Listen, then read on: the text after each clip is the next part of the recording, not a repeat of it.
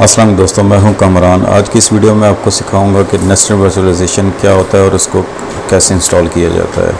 First of all तो nested virtualisation आपको explain कर दूं। नेस्टेड वर्चुअलाइजेशन ये है कि आप हाइपर वी के अंदर एक वीएम क्रिएट करते हैं। उस वीएम पे आप हाइपर वी इंस्टॉल करने के बाद फर्दर उसके अंदर वर्चुअल मशीन इंस्टॉल करते हैं। लाइक इस पिक्चर की तरह आप देख सकते हैं, ये मेन मशीन है। मेन मशीन के अंदर एक वर्चुअल मशीन क्रिएट की हुई है। उस पे हाइपरवाइज़र इंस्टॉल करने के बाद फर्दर उसके अंदर वीएम क्रिएट की गई है। Nested virtualization is a feature that allow you to run Hyper-V inside the Hyper-V virtual machine.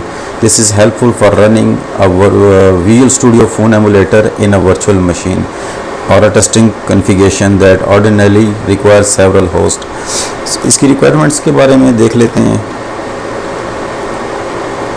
Hyper-V जो आपका मेन होस्ट होना चाहिए वो सर्वर 2016 या 2019 होना चाहिए। 2008 और 12 इस फीचर को सपोर्टेड नहीं है।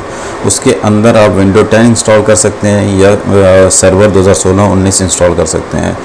वीएम कॉन्फ़िगरेशन वर्जन जो आपका वो 8.0 या इससे अबव होना चाहिए। इंटेल प्रोसेसर जो आपका वो सपोर्टेड हो, VTX को, EPT technology. Nesting is currently Intel only. इस नेस्टेड वर्चुअलाइजेशन को कॉन्फ़िगर करने के लिए कमांड यूज़ की जाती है आपकी उसमें पावर शेल में या डॉस प्रॉम्प्ट में। उससे पहले आपकी जिस मशीन पे आप वर्चुअलाइजेशन नेस्टेड वर्चुअलाइजेशन अनेबल करना चाहते हैं, ज़रूरी है कि उस मशीन को वो रनिंग कंडीशन में ना हो, वो ऑफ स्टेट में होनी चाहिए। तो चलिए इस एक्टिविटी को परफॉर्म करते हैं।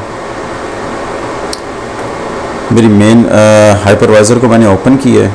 ये मेरी मशीन है, मैं आपको दिखा ये देख लें।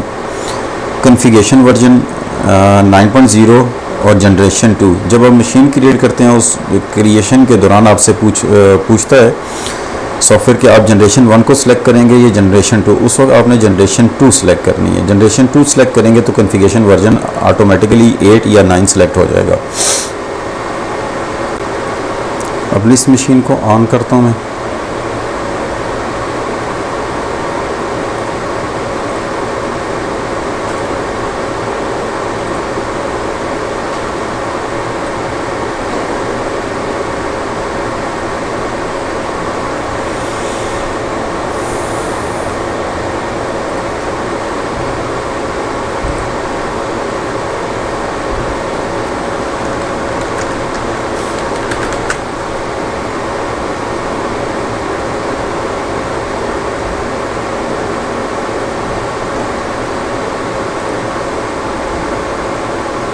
सर्वर मैनेजर को ओपन करते हैं।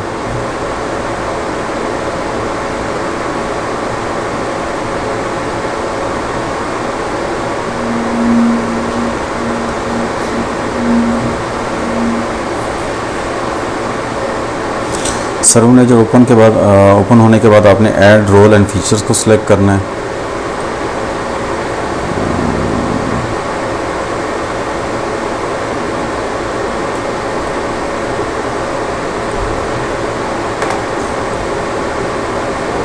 रोल बेस और फीचर बेस इंस्टॉलेशन नेक्स्ट। जिस सर्वर पे आपने इंस्टॉल करना है उसको सिलेक्ट कर लें। यहाँ से आपने हाइपर-वी को सिलेक्ट करना है, add feature.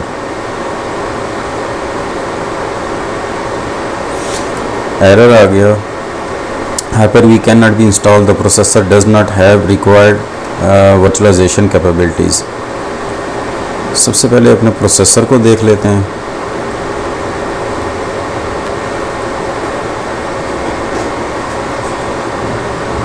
Intel Xeon 2650L V2। Browser को ओपन करते हैं।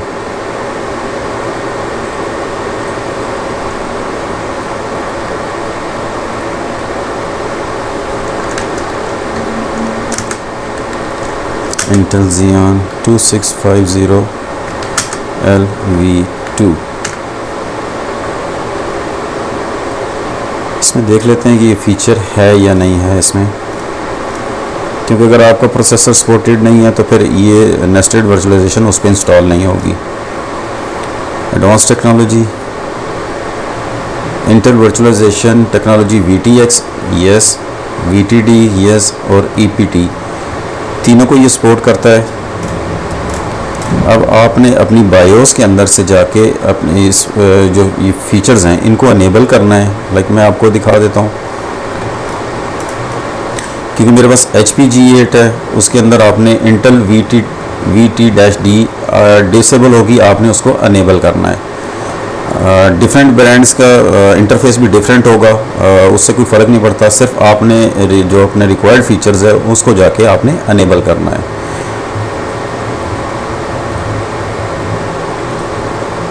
अब आपने क्या करना है,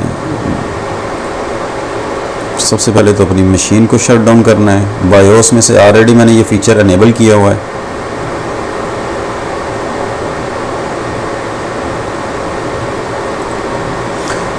पावर शेल को आपने ओपन करना है विद एडमिनिस्ट्रेटर। यहाँ से आपने ये वाली कमांड जो है कॉपी कर लेनी है, ये मैं डिस्क्रिप्शन में ऐड कर दूंगा।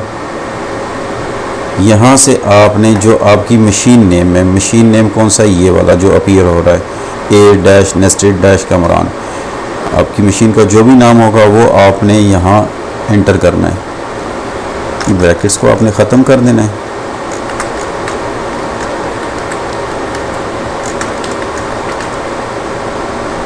एंटर प्रेस कर देना है। कमांड सक्सेसफुली अप्लाई हो चुकी है। अगर इसमें कुछ कमी होती तो एरर जनरेट हो जाता। अब अपनी मशीन को टर्न ऑन करते हैं, स्टार्ट करते हैं इसको।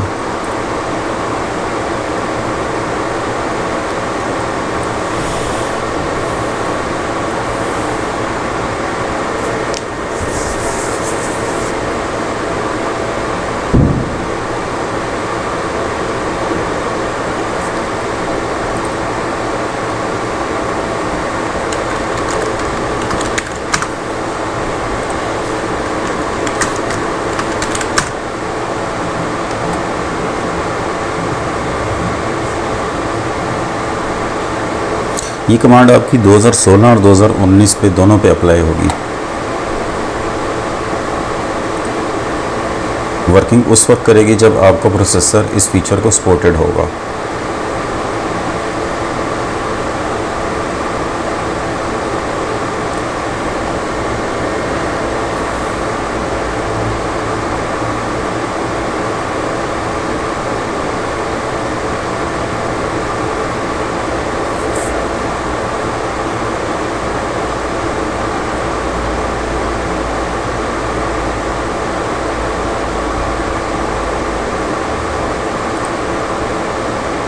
Add role and features.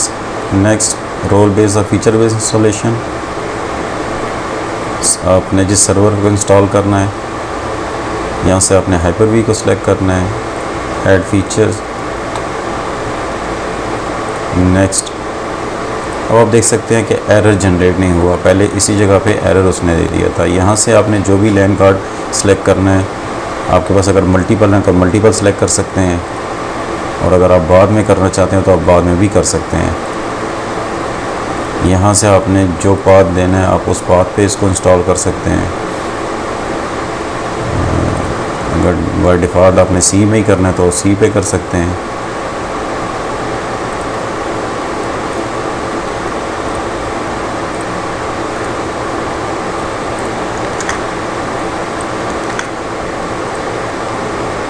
Restart the destination server automatically if required, yes कर लें, इंस्टॉल कर लें। जब तक Hyper-V इंस्टॉल होता है मैं वीडियो को पॉज कर लेता हूँ। Hyper-V इंस्टॉल हो चुका है, इसको ओपन करते हैं। यहाँ से आप नई मशीन क्रिएट करते हैं, कोई भी नाम दे सकते हैं इसको। जनरेशन 1 अगर आप सेलेक्ट करेंगे तो आपका जो कॉन्फ़िगरेशन वर्जन है वो 5 से ऊपर नहीं जाएगा। जनरेशन 2 यहाँ से आपने सेलेक्ट करनी है ताकि आपका कॉन्फ़िगरेशन वर्जन जो है वो 8 और 9 उसको अपग्रेड पे ओपन होगा।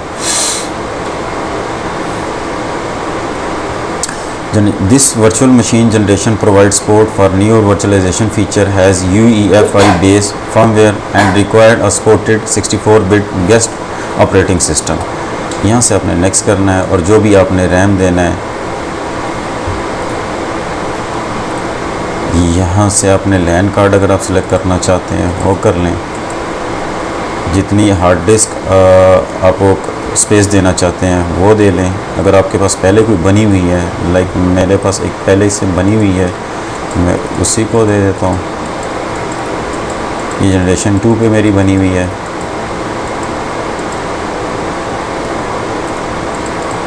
इसको स्टार्ट करते हैं।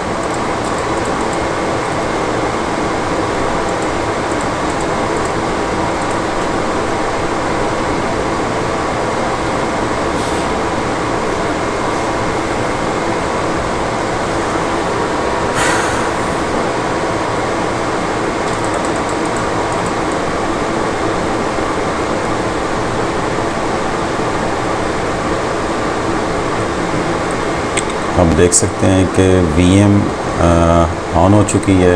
होप कि आप नेस्टेड वर्चुअलाइजेशन का पर्पज़ आप समझ गए होंगे कि Hyper-V के अंदर मैंने एक और Hyper-V एक मशीन क्रिएट की, उस पर Hyper-V इंस्टॉल किया और फिर फर्दर उसके अंदर मैंने एक VM क्रिएट करके ये रनिंग कर रहा हूँ उसको। Thanks for watching this video. अल्लाह हाफिज़।